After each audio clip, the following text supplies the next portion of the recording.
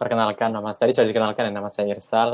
Saya di sini akan membawakan materi clean code dan unit test.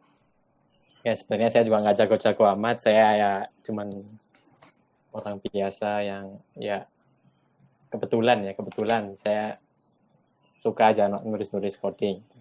Tapi bukan berarti saya lebih baik daripada teman-teman gitu ya. Saya juga ya masih belajar lah ya, nggak jago-jago amat. Terus kalau saya video yang TikTok tuh nggak ada ya, cuma masang TikTok aja karena saya merasa lucu aja kalau ada TikToknya. Ya, terima kasih. Nggak tahu cuk saya ini bikin ketawa apa enggak. Oke. Masuk di materinya ya, clean code. Sebenarnya saya mulai dari quote ini ya. Quote ini, ya jadi saya tadi diingatkan sama Pak Son kalau sebenarnya kalau bisa pakai bahasa Indonesia, tapi ternyata saya ada kesalahan di sini. Saya menampilkan bahasa Inggris ya. Jadi quote ini artinya ya intinya semua orang baik yang mengerti coding ataupun tidak itu pasti akan dipahami ya sama komputer. Tapi yang susah atau menjadi programmer yang baik itu adalah menuliskan kode yang bisa dipahami orang lain. Ini quote dari bos Cak Martin Flowers. Cak Martin Flowers ini yang menulis ini. Jadi ini quote-nya buat sebagai pembukaannya. Terus saya start dari ini. Harusnya familiar lah ya dengan aplikasi ini, Telegram ini. Jadi Telegram sekarang sudah ganti ya, mungkin namanya Telegram X. Kan ada dua itu, ada Telegram sama Telegram X. Ya, yang Telegram ini aplikasi yang sudah lama ada ya, sebelum ada Telegram X. Ternyata Telegram X itu open source code-nya. Jadi dia ada repo-nya di GitHub buat ini spesifik buat Android, buat aplikasi Android-nya. Dia open source.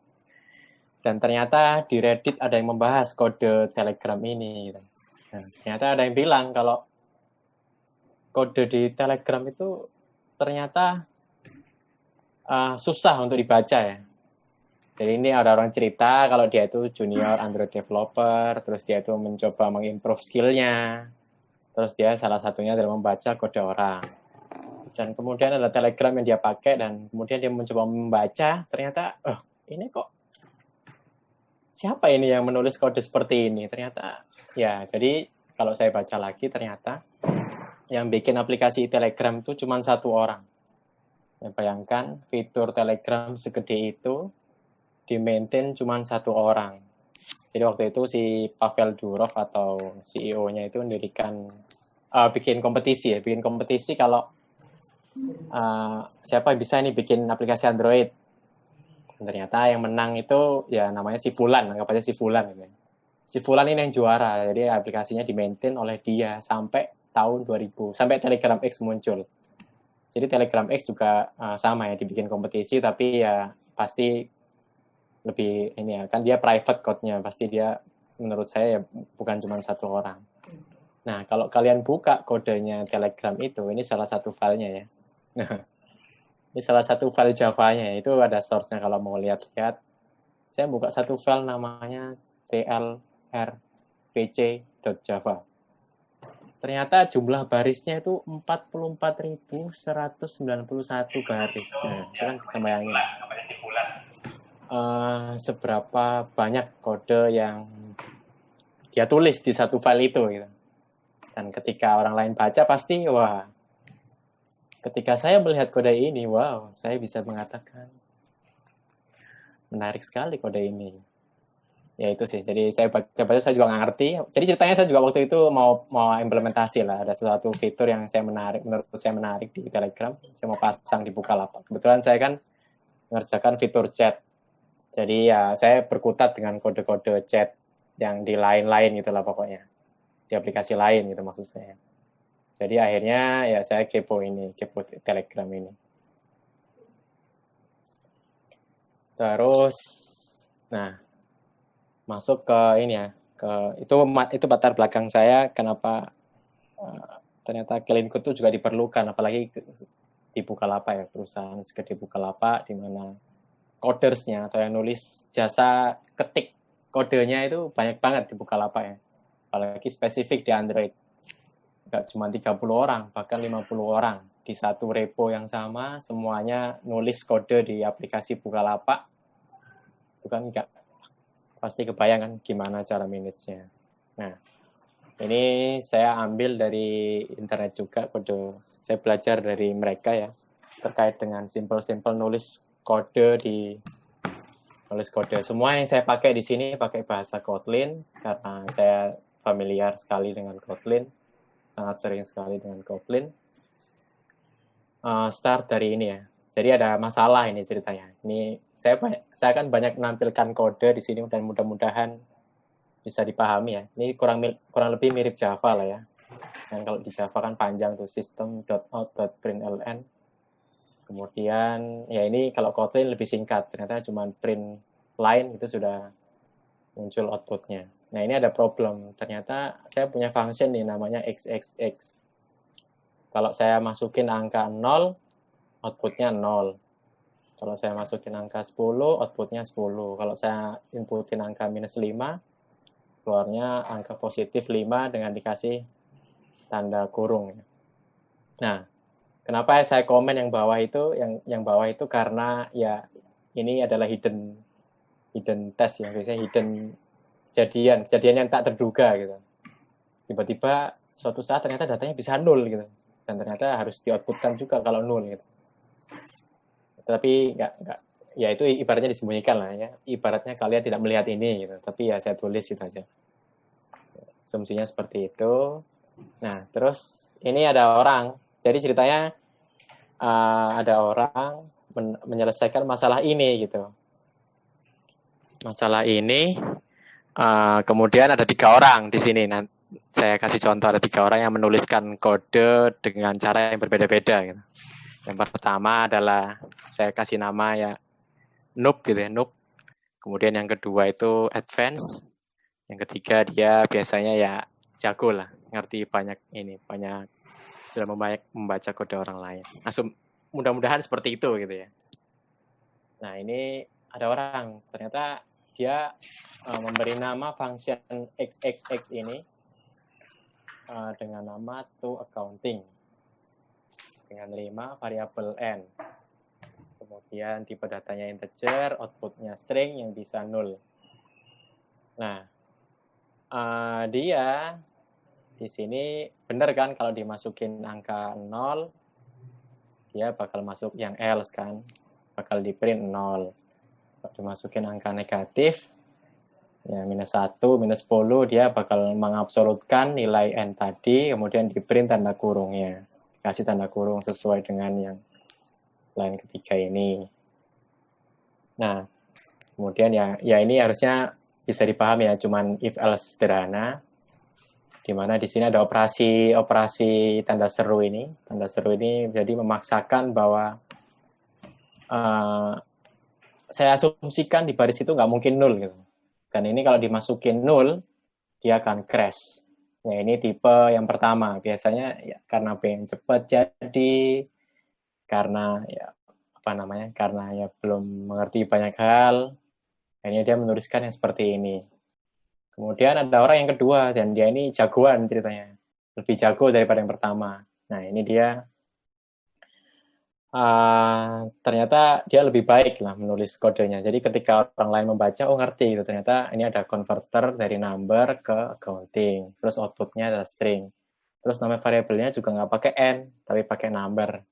Dimana dia bisa paham ternyata ini angka gitu ya. Kalau yang dimasukin angka, dan dia di sini ada pengecekan juga. Kalau 0 ya sudah, balikin aja 0. Jangan sampai aplikasinya crash gitu. Kemudian baru di dalamnya dijalankan. Kalau seandainya dia diinputkan angka minus 1, dia akan mengabsolutkan angkanya, dikasih kurung, dan dia tahu ternyata cara concat string ada cara yang lebih elegan loh, ternyata seperti ini gitu. Cara menggabungkan string itu seperti ini gitu. Dan ya ini kan bisa lebih dibaca ya. Bisa lebih menarik. Ya harapannya seperti itu, meskipun kalau dalam realita ya pasti ada banyak perbedaan.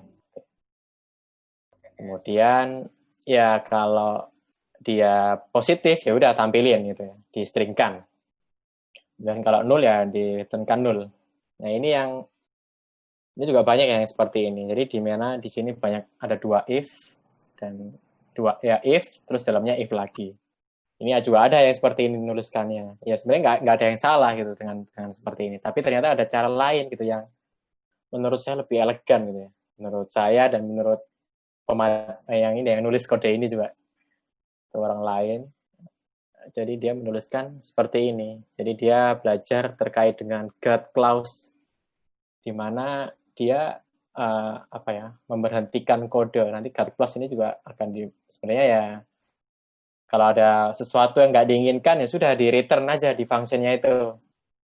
Ini menurut saya lebih simple ya, lebih simple kodenya karena pertama nggak ada nested if seperti ini. Ini kan nested if nih, dalamnya if ada if lagi dan itu kalau kalian baca ya, ini misal sudah ada nih di production, maksudnya kodenya sudah ada. Kemudian kalian setahun lagi balik ke kode ini, pasti ada mikir dulu, kenapa ini if-nya pada 2 ya?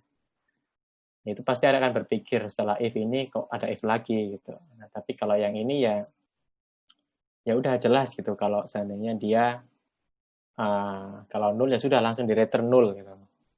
Terus kemudian kalau dia di bawah 0, maka ya diabsolutkan namanya. Sama lah, dua baris terakhir ini sama lah seperti yang sebelumnya. Tapi dia belajar terkait dengan guard clause ini. Ya itu sih yang membedakan. Jadi yang pertama ini adalah orang-orang yang ya saya masih awal lah belajar kode-kode. Masih itu. Yang sebenarnya nggak ada yang salah juga, tapi ya itu. Sama kayak Telegram tadi kan, aplikasi Telegram.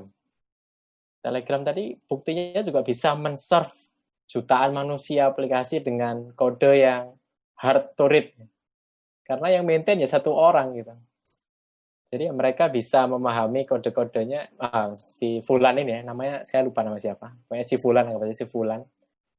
Si Fulan tuh ngoding dengan jagonya gitu ya. Dan ya semua bug dia bersihkan sendiri tanpa mendulikan orang lain yang nggak peduli lah orang lain bisa baca apa enggak, pokoknya dia ngerti gitu.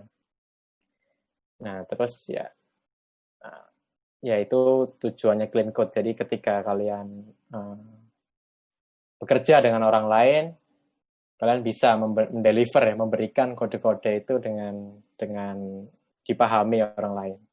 Karena good programmers ya tadi ya sesuai dengan Martin Flowers, pengen jadi good programmers ya kamu harus bisa menuliskan kode yang bisa dipahami orang lain gitu.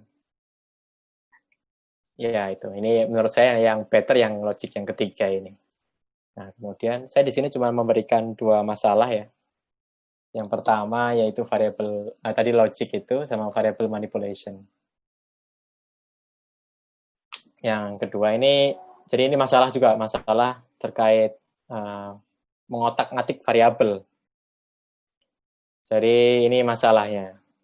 Mudah-mudahan di sini nggak bingung ya, karena saya rasa harusnya anak IT harus sering ya membaca kode orang lain ya. Salah satunya membaca slide orang yang penuh dengan tulisan-tulisan indah berwarna-warni gitu ya.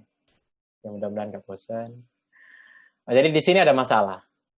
Masalahnya adalah ya, dia punya 3 item. Ini ceritanya orang belanja dengan 3 item dengan harga sekian, punya kuantiti sekian. Kemudian kalian diminta untuk menghitung berapa yang harus dibayar sama si orang ini gitu. Dengan melewatkan variabel itemsnya sendiri, item belanjaannya dan option di sini yaitu bisa diskon, terus ship to shipping, biaya pengiriman. Kemudian ya ini output. Jadi yang saya komen juga sama, itu adalah hidden test case, di mana tes yang tersembunyi nggak bakal ditulis biasanya dimanapun. Dalam realita ya biasanya nggak mungkin lah ya, ada orang belanja dengan keranjang kosong, rasanya nggak mungkin kan. Tapi apa salahnya gitu kalian menghandle itu gitu, karena itu kan biasanya disembunyikan hal-hal yang sepele itu di ujung-ujung hal yang kosong, nol bahkan. Nah itu ya inilah pokoknya kalau belanja sekian nanti harganya dikali dengan kuantiti kan. Kemudian kalau shippingnya gratis dia nanti ada tax rate-nya ya. Sebenarnya ada banyak, ada tax rate sama ada default shipping kalau dia nggak ngepas shipping value-nya. Ya ini masalahnya. Kemudian ya sama ya, pattern-nya sama kayak soal sebelumnya, di mana dia harus men-solve ini. Dan ada 3 orang lagi modelnya. Yang pertama, nah ini orang yang masih ibarat kata si presenternya bilangnya noob ya. Ini yang noob pertama kali bikin yang gini.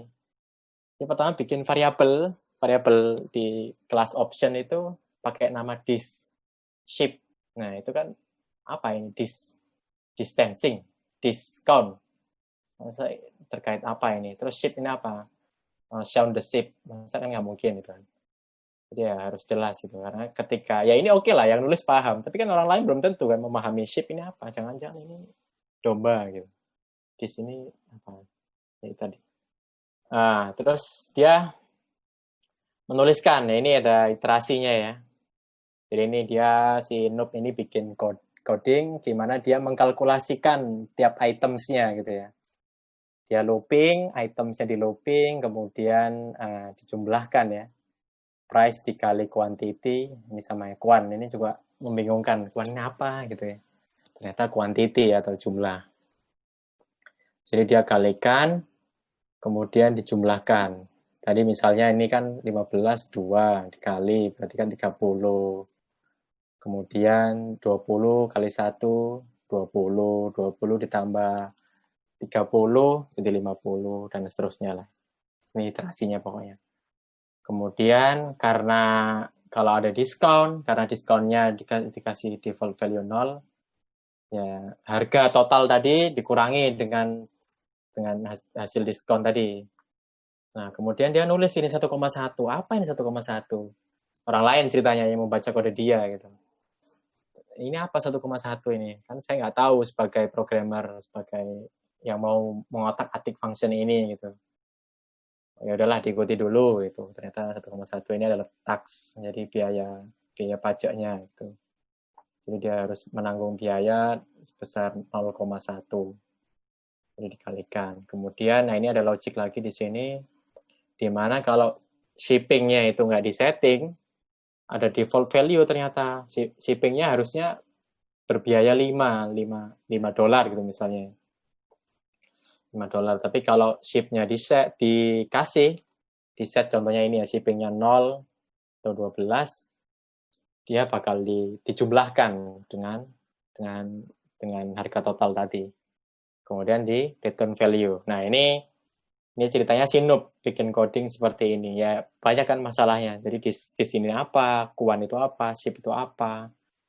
Kemudian di sini dia juga banyak memakai variabel T. Ini apa T-nya? Oh, total ya mungkin ya. Ya, asumsinya sih tampaknya total gitu. Tapi ya udahlah, ini kenyataannya. Dia menuliskan T gitu. Ya, kemudian ada orang kedua ini yang dia agak lebih jago ya. Dia ngerti ya, ternyata kode saya ini bakal dibaca orang lain loh. Jadi saya akan lebih baik menuliskan daripada si noob. Kemudian dia menulis, nah ini hasilnya. Jadi dia sudah menuliskan tadi ya, Cok. Ini kurang lebih sama lah ya. Dan di sini juga dia menghandle edge case atau kasus-kasus yang tak terduga ya. Contohnya kayak misal itemsnya kosong gitu. Ya sudah, kalau itemsnya kosong nggak perlu lah ada kalkulasi ini. Langsung dilempar aja nilainya 0 gitu. Karena dia nggak belanja apapun gitu kan. Nah, terus di sini dia juga pakai variabelnya namanya lebih bagus, pakai total. Kemudian ya tadi diganti diskon, kuan diganti quantity, terus kemudian dia ada default value. Di sini juga nggak ada if else, if-nya ada ya tetap aja yang buat guard clause-nya itu buat ngehandle case-case yang tak terduga, kasus-kasus yang tak terduga. Tapi yang di bawah dia pakai ini ya. Ini kalau kalian familiar dengan Kotlin ya artinya kalau shippingnya 0, dia kasih 5 value-nya karena ada default value. Nah, ini lebih mudah dibaca. Ternyata 1,1 itu tax rate ternyata. Jadi orang ngerti, oh, jadi saya nggak perlu otak-atik ini karena ini adalah konstanta. Tapi di sini juga ternyata ya sama ya, shipping juga sama. Dia juga harus dihitung. Nah, di sini sama. Ini kasus saya. Saya sering banget menemukan juga hal yang seperti ini, di mana dia tuh ada variabel total itu di otak-atik, diubah terus di tiap barisnya gitu. Total di looping pakai items, kemudian di increment totalnya. Jadi total ini akan berubah terus tiap baris kok nilai value-nya. Dan ternyata itu saya sudah ngalamin ya waktu itu. Jadi kalau saya desain seperti ini itu ketika jangan sampai setahun lah, 6 bulan lagi kalian balik. Kalian coba mengikuti variabel total itu, pasti kalian akan baca pelan-pelan dulu gitu. Wah, total ini ternyata di sini berubah, saya hitung dulu sekian. Kemudian di line berikutnya ada kena diskon, saya hitung lagi. Nah, ini harus deep tag kan jadinya. Sampai akhirnya kalian tahu ternyata total itu segini gitu. Nah, ternyata ini bisa diimprove. Datang orang ketiga yang dia memang udah pro ya, udah sangat jago ya. Ceritanya dia jago gitu ya.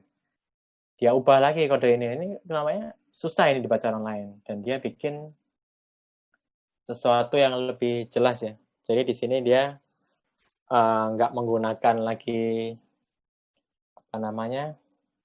var ya, atau variabel yang berubah terus tiap barisnya, tapi dia sini dipakai suatu extension function ya dari Kotlin, di mana ya dalamnya ini ya sama, sebenarnya dia melakukan iterasi, kemudian ditaruh di item cost, jadi semuanya dijumlahkan itemsnya tadi, price dengan quantity dikalikan kemudian dijumlahkan gitu lah pokoknya. Intinya sama lah, sama kayak ini gitu ya kalau kalian bingung. Nah, tapi di sini yang berbeda yaitu dia item cost-nya itu nggak ada variabel total ya, variabel total yang berubah-berubah terus tadi itu. Tapi dia jelas di sini ternyata discount rate tuh segini gitu ya. Dia harus, ini cara menghitungnya memang agak berbeda ya. Jadi semuanya dideklarasikan dulu, kemudian di return dengan hasil pengalinya dan shipping cost-nya ini. Jadi dia tidak ada proses untuk mengikuti perjalanan atau ya perjalanan total sampai di akhir itu. Satu variabel yang berubah sampai jadi return value. Tapi di sini dia satu variabel jelas ya, item cost itu ya hasil perkalian price dengan quantity, kemudian dijumlahkan semuanya. Taruh di ini, kemudian dikali dengan discount rate. Ya ini memang lebih advance ya, karena ada perubahan logik yang biasanya ya. Saya sendiri juga kadang nulis seperti ini gitu, tapi ya ternyata ini kalau kalian alami ya itu tadi ketika balik lagi itu akan agak repot sedikit gitu membacanya. Jadi di sini dia lebih terpusat. Ini sudah item sudah diolah sekali aja gitu. Kemudian diiterasi, kemudian semua proses perkalian dijadikan return value. Jadi nggak ada proses untuk mengikuti variabel yang berubah-berubah terus tiap barisnya. Kemudian dia juga menghandle edge case ya sama lah kayak yang orang kedua tadi ya. Jadi dia bisa dikatakan lebih jago gitu dalam menuliskan kode. Ya. Nah, ini poinnya ya. Jadi poinnya kalau kalian menulis kode itu ya kalau bisa ya namanya dibuat sebaik mungkin ya. Sebagus mungkin. Bahkan saya dengar cerita ya kalau ya di Gojek atau di manapun itu bahkan nama variabel itu bisa berdebat gitu ya. Bisa berdebat lama karena ini tidak melambangkan apa yang dia lakukan gitu. Di kantor juga kadang membingungkan, ini variabel namanya apa, maksudnya apa gitu. Dan kita harus menjelaskan itu gitu. Oh maksudnya gini, oh ya better namanya ini gitu. Jadi ada masukan buat nama variabel. Begitu juga kelas, gitu, metode. Jadi ya itu tujuannya. Lagi-lagi ini karena build produk ya.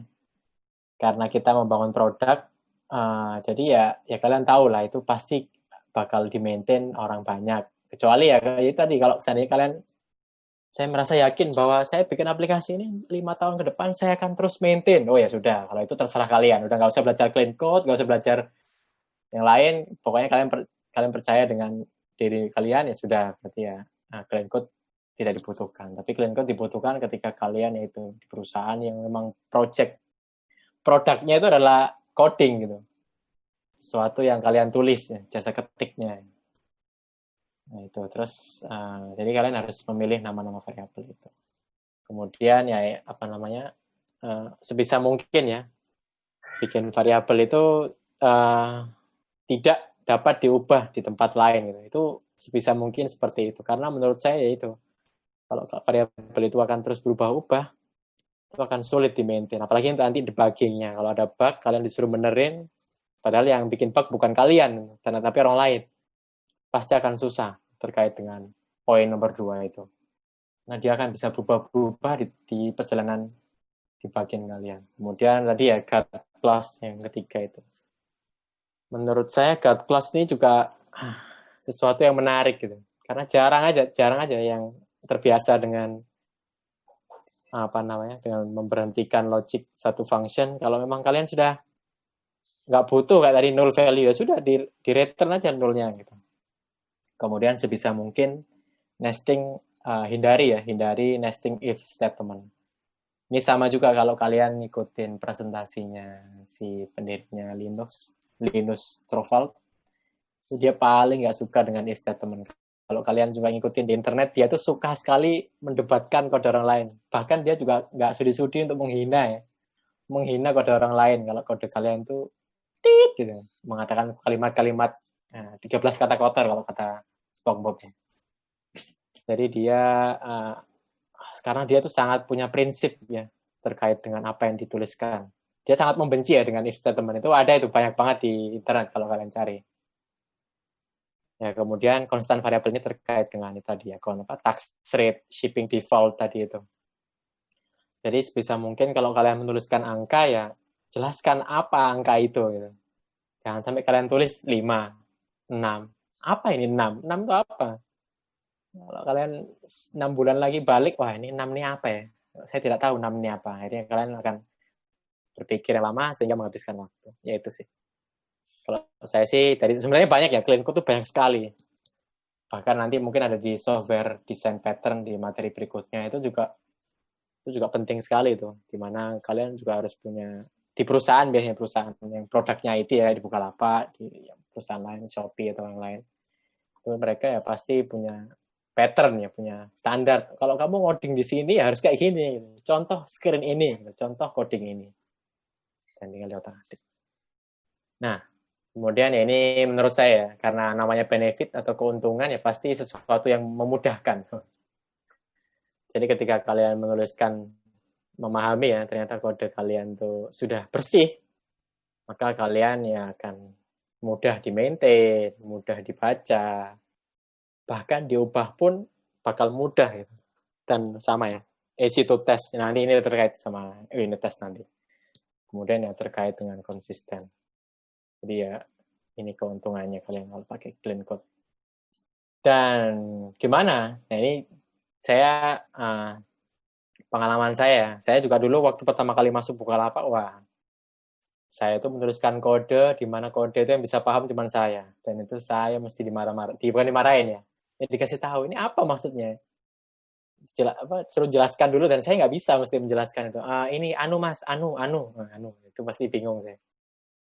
Nah akhirnya ada di Bukalapak itu ada namanya code review. Jadi kalian ketika mau mengerjakan suatu fitur atau mau menghandle suatu bug ya kalian harus melewati step code review di mana kode akan direview sama orang lain. Kalau orang lain nggak bisa baca gimana orang Bukalapak atau orang yang baru masuk join ke Bukalapak. Jadi code review itu ternyata penting ya. Dulu saya merasa tidak penting ya. Ternyata ya karena ini produk ya, base-nya on produk. Jadi ya kode kalian tuh adalah aset gitu, aset utama. Di mana kalian juga harus mendeliver kode itu bisa dibaca orang lain. Dan itu saya merasakan ternyata code review itu penting sekali.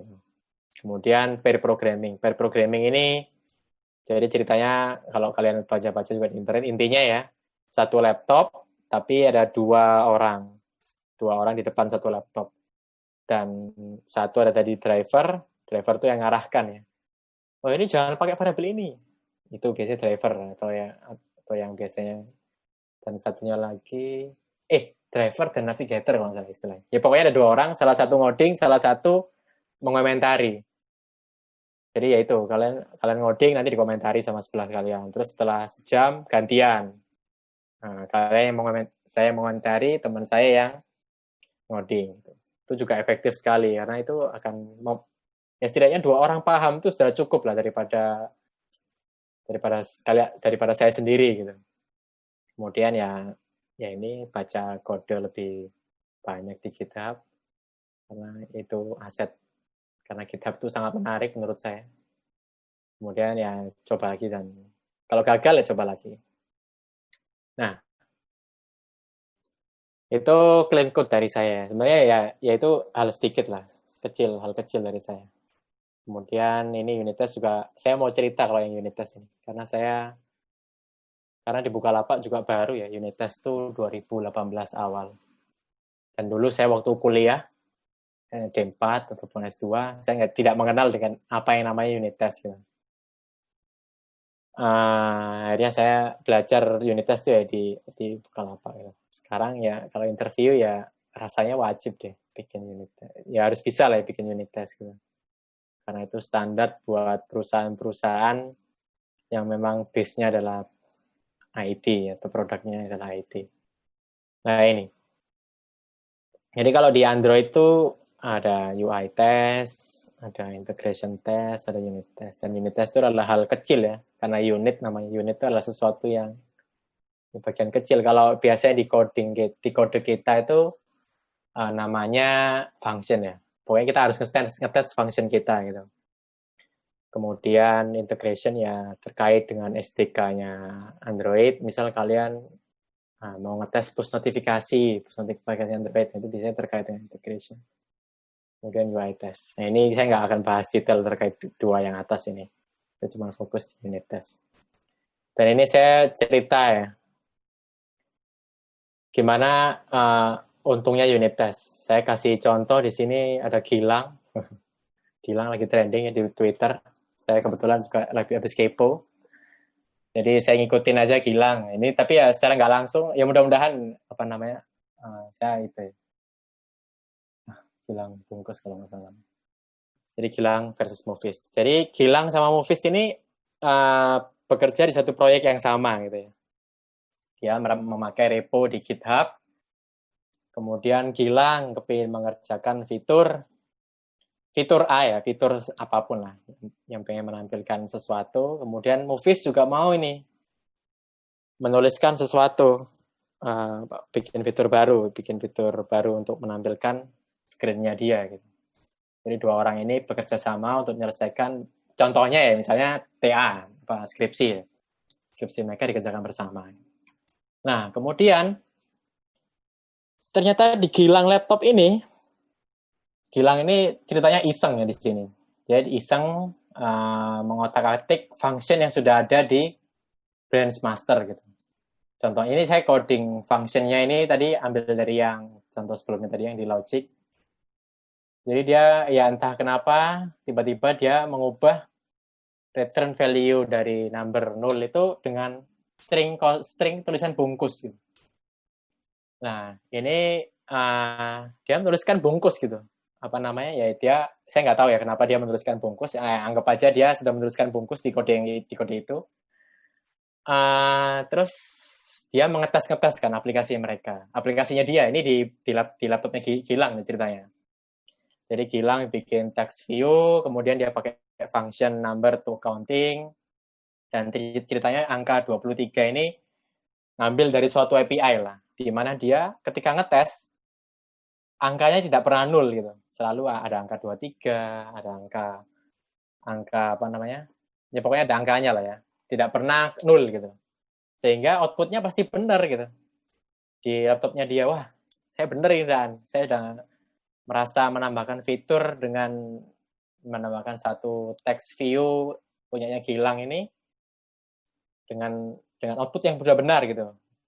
Tanpa dia sadari, ternyata dia sudah menuliskan kata bungkus ya di function number to counting ini. Nah, ini si Gilang nulis ini bungkus. Nah, Terus si Movies nggak otak-atik nih ceritanya, nggak otak-atik function number to counting ini. Dia ya di laptopnya dia pasti ya masih sama kan di branch master tadi, di kode masternya gitu. Dan ya ini yang ada ya ini return null gitu. Kemudian dia coba-coba di laptopnya dia, ternyata number to counting ketika diinputkan dengan input null, ya outputnya adalah string kosong. Jadi ini apa, kalau di Android setahu saya ini kalau text view di set text dengan value null, dia bakal ngeprint string kosong. Ini kalau salah saya mohon maaf.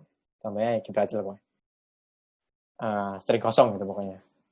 Jadi ternyata sudah benar nih. Ternyata Movies menampilkan string kosong ketika dia menghit API dengan null value string kosong. Lah, digabunglah kode mereka ini di master. Jadi ketika digabung, dan ternyata ketika dicoba di master aplikasinya, ternyata punyanya Movies menampilkan kata apa? Ya, kalian bisa tahu sendiri lah ya. Dia akan menampilkan kata bungkus. Padahal kan si Movies tidak berharap seperti itu gitu. Karena saya coba di laptop saya udah bener ini. Kalau harusnya string kosong, bukan bungkus gitu. Ya, itu cerita ya. Nah, akhirnya, kenapa ini? Jadi ceritanya kenapa ini kenapa sih kok seperti ini, ada cerita seperti ini? Karena itu pentingnya unit test ya. Jadi ternyata unit test itu adalah sesuatu yang kecil ya, yang harus bisa diperhatikan. Nah, ini contoh kecil ya. Jadi ceritanya si Gilang dan si Movies ini nggak aware gitu. Ternyata Gilang mengubah suatu fungsi yang dipakai sama barengan gitu. Gilang sama Movies gitu. Ini ceritanya kodenya panjang ya, nggak cuma sedikit gini. Ini kan saya cuma cari cuplikan aja. Nah, di sini pentingnya unit test. Jadi ketika kalian ada unit test di kode kalian, setidaknya si Gilang tadi itu ketika mau menggabungkan kodenya dia ke master, itu setidaknya ada unit test gitu. Ada unit test yang dijalankan untuk memastikan bahwa ternyata function ini nggak boleh berubah loh, harus eksis gitu. Kalaupun dia mau mengubah dengan bungkus, ya kalian juga, si Gilang juga harus bertanggung jawab untuk mengubah function number to counting tadi dengan string yang itu. Nah, ini saya kasih contoh unit test yang saya bikin ya. Jadi unit test itu memang fokus di function yang mau dites gitu. Jadi ini kalau seandainya di master sudah ada unit test 2 ini, pasti ya codingnya si Gilang akan gagal gitu, akan gagal ketika dites ini. Ini kan harapannya adalah function number to counting itu ketika diinputkan null, dia harus memberikan string null gitu. Sama yang bawah juga. Ini intinya fungsinya harus berjalan dengan benar gitu. Jadi itulah fungsinya unit test ini. Saya kasih contoh yaitu Gilang dan Movies tadi. Yaitu contohnya unit test. Jadi unit test itu berfungsi untuk yaitu hal-hal kecil ini bisa menghandle hal-hal kecil tadi. Contohnya tulisan bungkus tadi harus bisa, itu adalah sesuatu yang kita nggak expect gitu ya, tapi ternyata itu masuk ke master gitu, masuk ke kode production, dan itu kan tidak diharapkan gitu. Ya, itu unit test ya. Jadi unit test itu memang sesuatu yang dituliskan. Ini saya kasih contoh seperti ini ya. Sebenarnya ya ada teorinya, tapi ya saya merasa tidak perlu dalam-dalam. Saya kasih contoh hal yang kecil aja. Kalau ternyata unit test itu bisa loh menghandle tulisan-tulisan ini ya.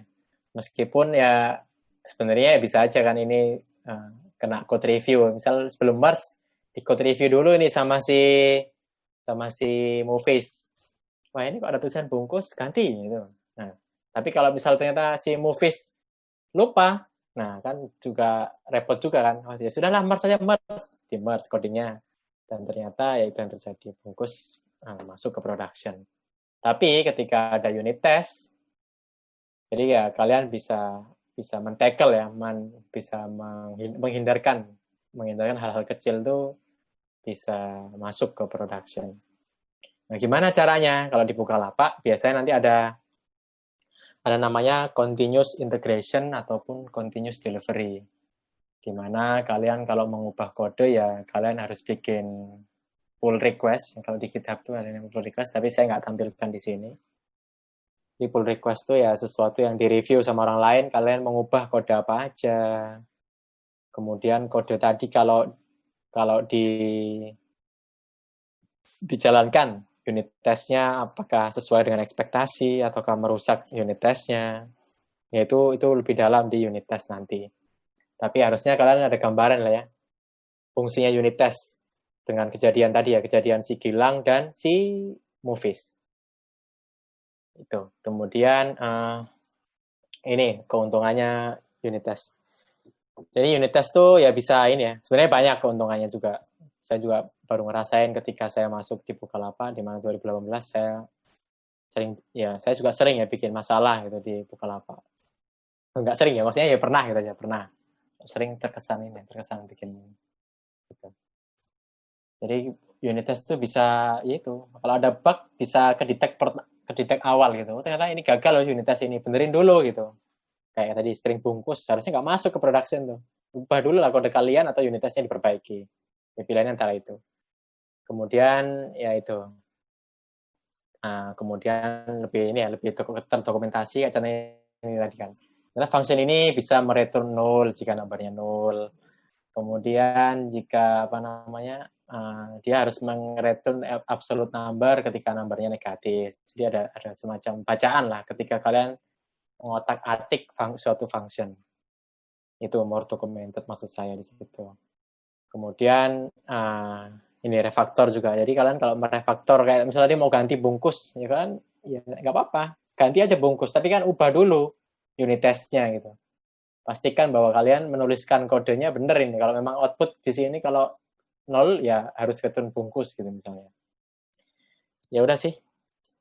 Itu sedikit dari saya terkait dengan unit test dan clean code. Ini source yang saya bilang tadi. Kalau kalian mau baca yang YouTube, jadi saya itu yang clean code tadi ambil dari YouTube. Jadi si mas-masnya ini menjelaskan tentang dua hal tadi, yang logic dan variable manipulation. Kemudian ini sisanya tambahan unit test. Ya, udah sih dari saya. Nah, saya kembalikan ke moderator. Baik Bapak, disampaikan terima kasih kepada Bapak Irsal. Selanjutnya kita akan memasuki sesi tanya jawab. Sesuai peraturan akan dibuka sesi tanya jawab untuk para penanya.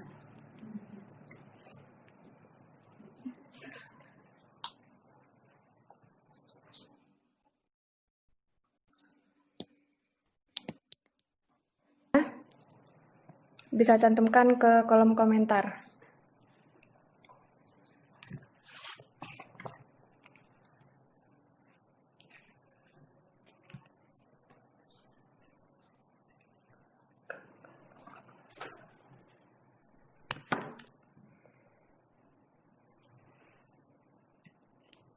Tidak ada yang bertanya ini. Ya udah ngerti semua udah, jago udah.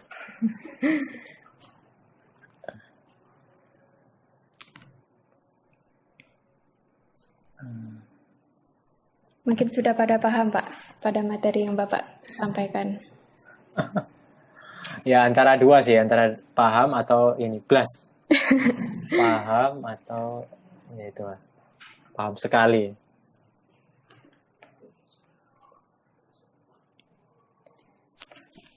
Itu ada chat itu apa itu? Oh. Mungkin Bapak atau Ibu dosen ada pertanyaan atau sanggahan mungkin bisa disampaikan kepada Bapak Irsal.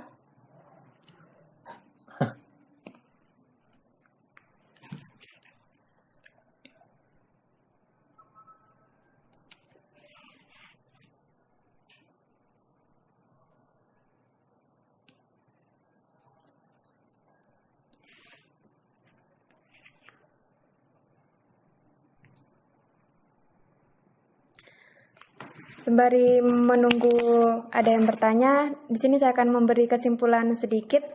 Clean Code dan unit test ini sama pentingnya karena memungkinkan membuat perubahan kode dengan mudah, memungkinkan untuk membuat kode dari waktu ke waktu untuk meningkatkan fleksibilitas atau pemeliharaan, dan memungkinkan meningkatkan arsitektur pada suatu program.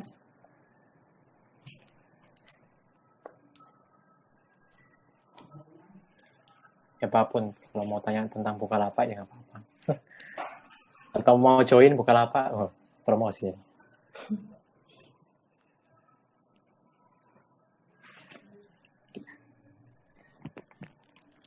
Halo.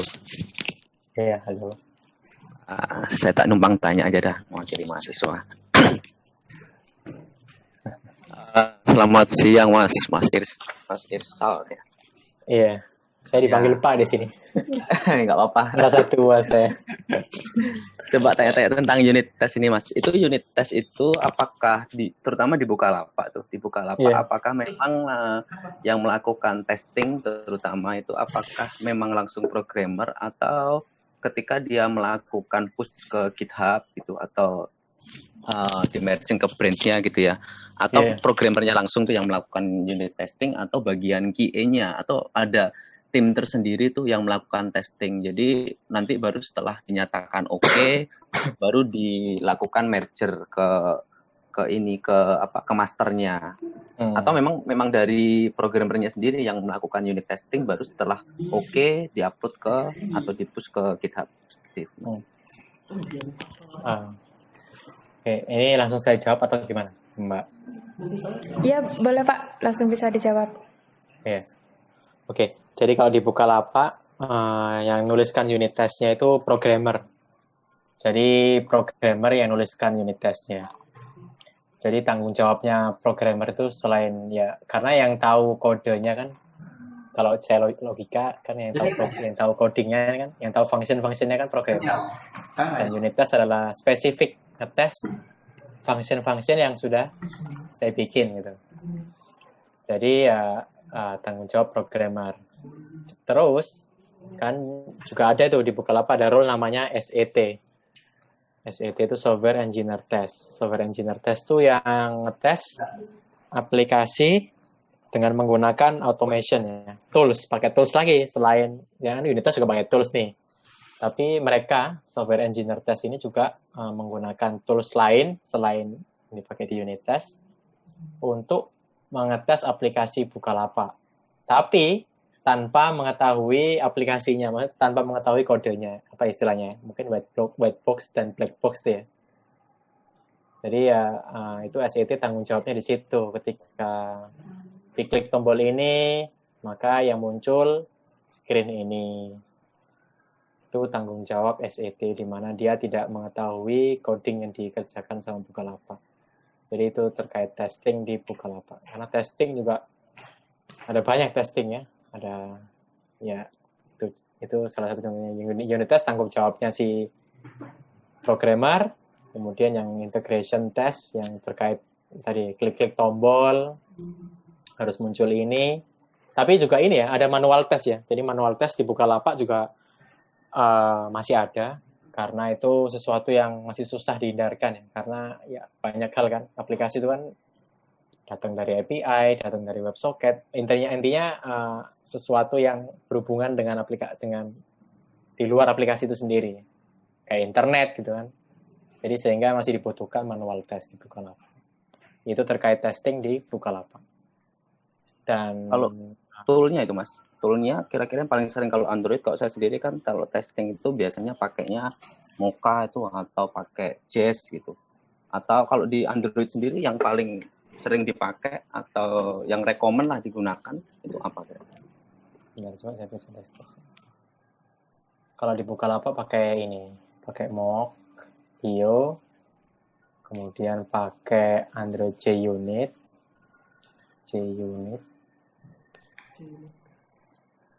Jadi ini pakai bawaannya si Android. Kemudian ada lagi Espresso. Espresso ini buat layoutnya. Jadi kan kadang ya ini perfeksionis terkait di Bukalapak juga ya, masalah tombol yang harus sesuai, teksnya harus muncul seperti ini.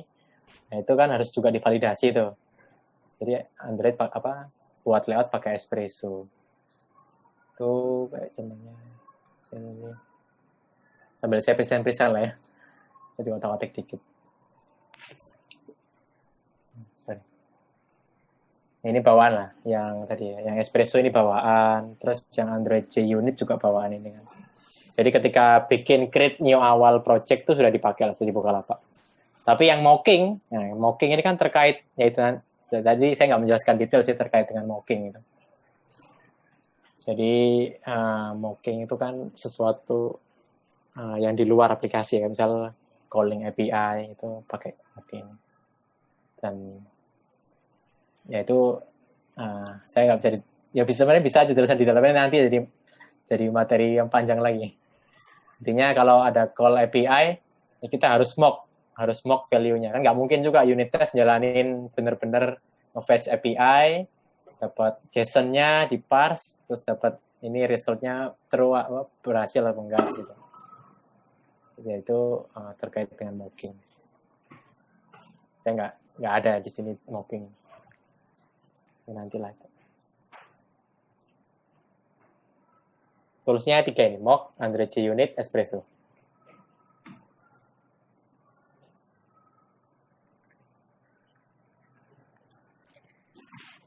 Baik Pak, untuk apakah sudah menjawabnya untuk pertanyaan pertama?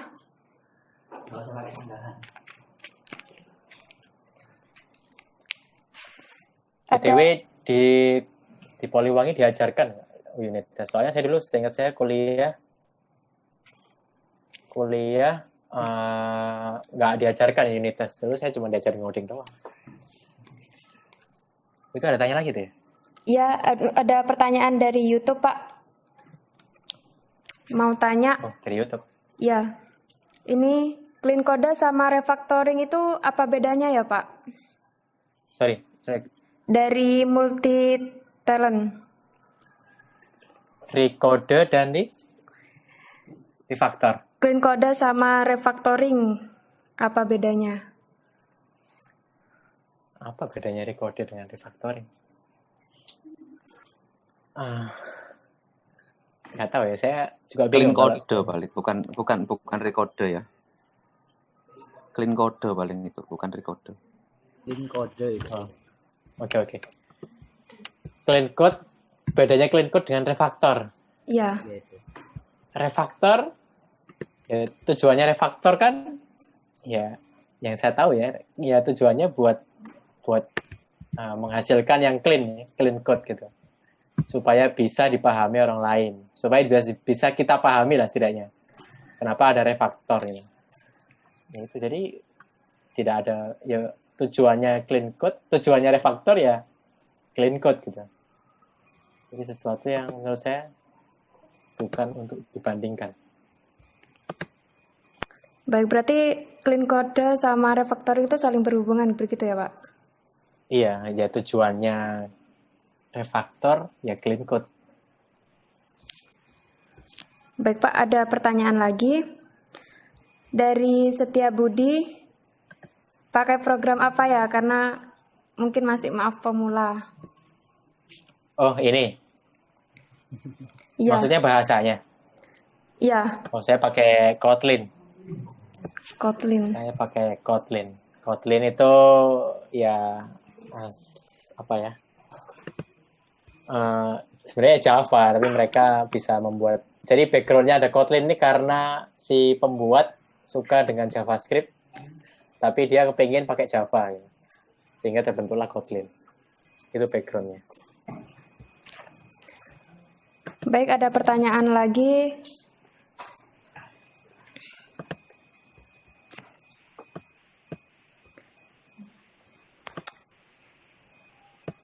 Sebentar.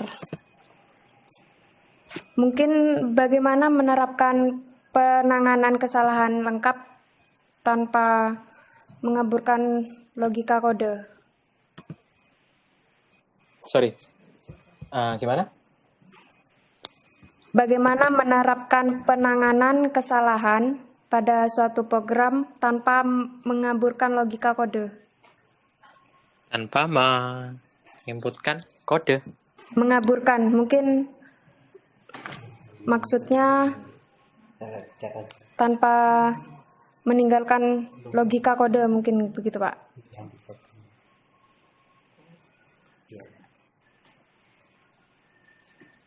Nah, mungkin coba saya baca aja, saya nggak seberapa paham dengan pertanyaannya. Pas saya coba gabung di YouTube aja ya. Di chat Pak.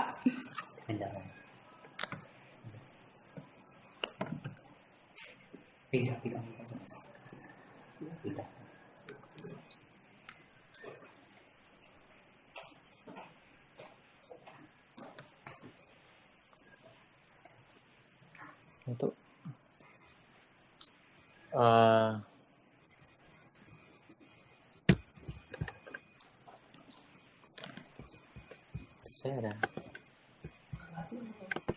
saya melihat wajah sendiri nanti.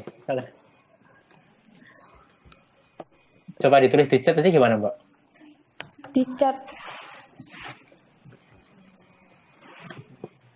Sudah ditulis di chat itu, Mas Isal. Oh iya, yang ini ya. Mati itu. Bagaimana jika unit test ditiadakan?